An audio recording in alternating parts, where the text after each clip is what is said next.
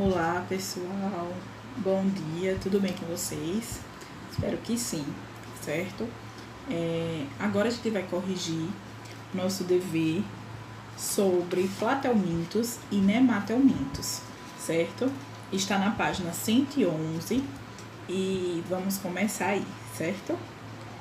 Na primeira questão, tem bem assim: como podemos evitar a verminose, conhecida como oxiurose?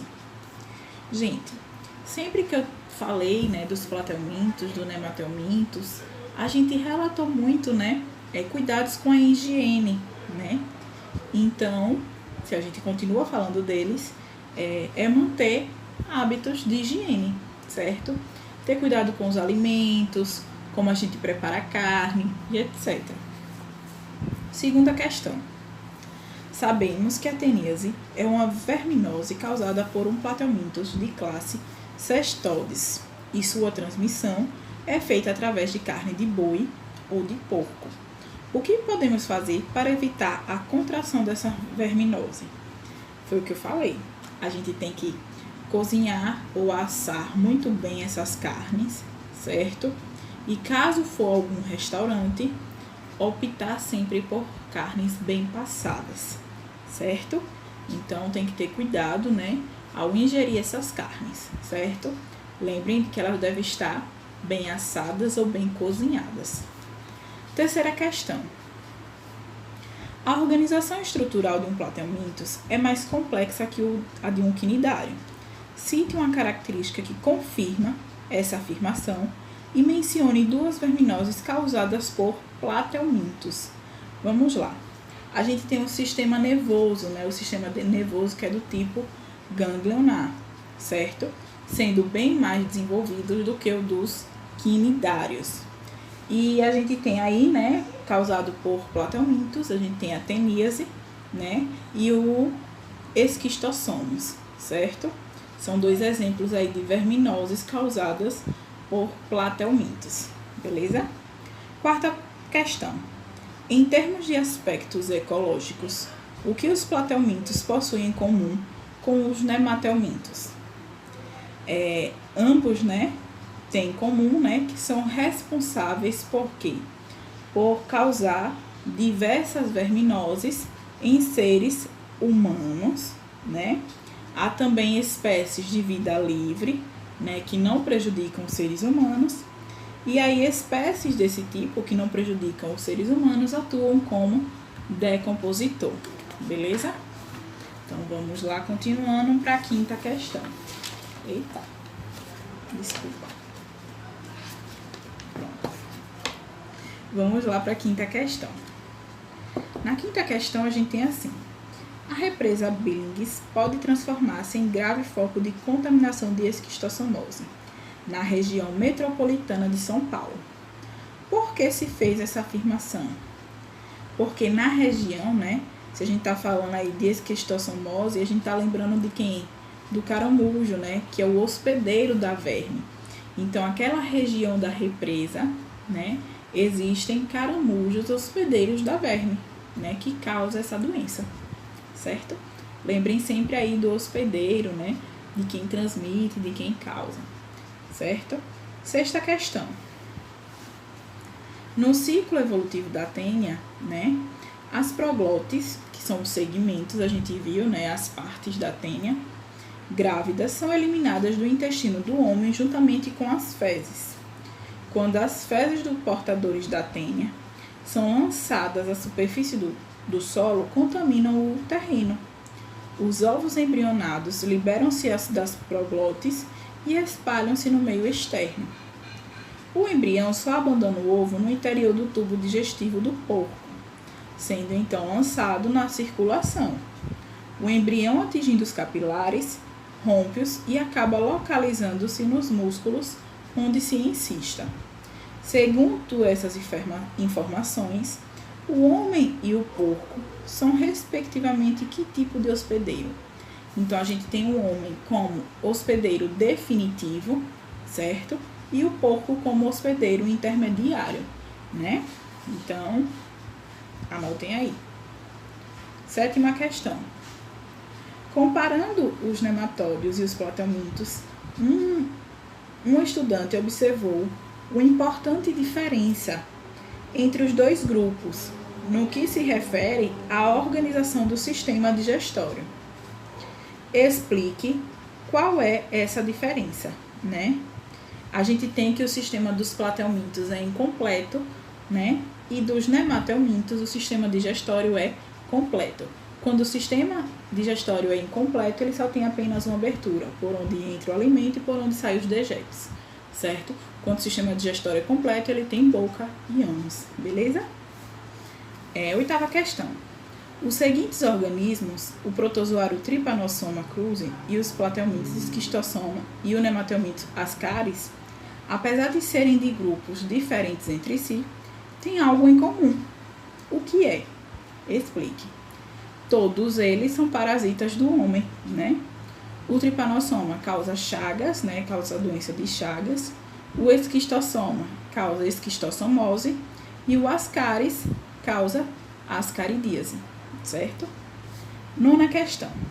Os primeiros registros de doenças causadas por vermes parasitários ou eumintos se encontram no papiro de Herbes de 1500 a.C., em que se reconhece descrições de tênias e lombrigas. Estas últimas de incidência ainda bastante comum no Brasil e em outros países do terceiro mundo no final do século XX. Aí a gente tem uma tirinha, vou ler para vocês, certo? Acompanhe. Amostra de fezes para ver se tem parasita. Votem aqui, meninas, vou botar positivo, diz a enfermeira, né? Com base na figura acima, pode-se afirmar que o problema apresentado por esse indivíduo pode ser evitado através de que práticas? Lavar bem os alimentos, né? E construir esgotos, certo? Medidas sanitárias e medidas de higiene, certo? E aí a gente vai para a página 113, né? A página aí de Ciências no Vestibular, certo? Vamos lá. A figura a seguir mostra a contaminação do homem por um parasita. A moléstia causada por esse parasita é a ancilostomose, certo? Veja aí que ele está com os pés descalços, né, no terreno, certo? Segunda questão. O ancilostoma é um parasita intestinal que provoca o amarelão, doença que se pode adquirir como andando descalço, certo? Terceira questão. Os platelmintos, parasitas, Esquistossoma mansoni e Athenia, apresentam dois tipos de hospedeiro, um intermediário e um definitivo, certo? Quarta questão. Uma das principais medidas de controle do esquistossoma, causador da esquistossomose, é a esquistossoma, né? Tem aí o caramujo, então a gente precisa eliminar quem? Os caramujos, né? Que são os transmissores, certo? Então, letra B.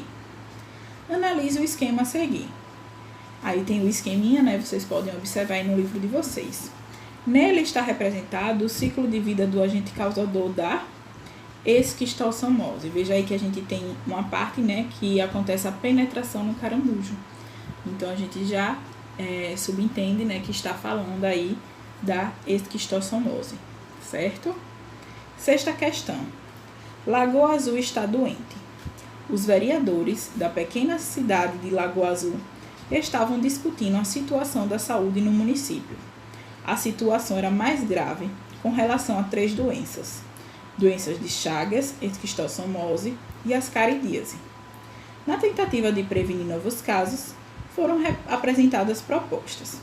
Promover campanha de vacinação, campanha de educação da população em relação a noções básicas de higiene, construir rede de saneamento básico, melhorar as condições de edificações das moradias, né? Realizar campanhas de esclarecimento sobre o perigo de banhos em lagoas, aconselhar o uso controlado de inseticida e treinar e aterrar as lagoas do município. Para combate da ascaridíase, a proposta que terá maior benefício social, se implementada pela prefeitura, será A proposta 3, né, que é construir rede de saneamento básico, certo? Então, aí a gente tem a letra B. 7ª questão. Cozinhar bem os alimentos e filtrar a água são medidas que servem para diminuir a incidência de doenças causadas por ascaris lumbricoides, certo? 8ª questão. Ao abrir o envelope com o resultado de seu exame parasitológico de fezes, Jequinha leu: positivo para ovos de ascaris lumbricoides. Qual das medidas preventivas de doenças parasitárias abaixo não deve ter sido observada por Jequinha na sua vida diária? Ele não lavou bem as mãos, né, e os alimentos antes das refeições. Letra B, certo? Importante aí, né, a higiene. 9ª questão. As convulsões apresentadas por um paciente foram diagnosticadas pelo seu médico como sendo devidas à cisticercose. Esse paciente, ele ingeriu os ovos da tênia, certo? 10ª questão. No ciclo da tênia, o hospedeiro definitivo e intermediário são, respectivamente, o homem e o porco, certo? A gente já falou disso anteriormente. 11ª. Observe o esquema a seguir, referente ao ciclo da esquistossomose. Aí tem, né, para a gente completar. Podemos afirmar que 1, 2 e 3 são, respectivamente, o quê? O ovo, o miracídio e a cercária, certo? Então, a gente finaliza aqui, né, a nossa correção do capítulo de platomintos e nematelmintos.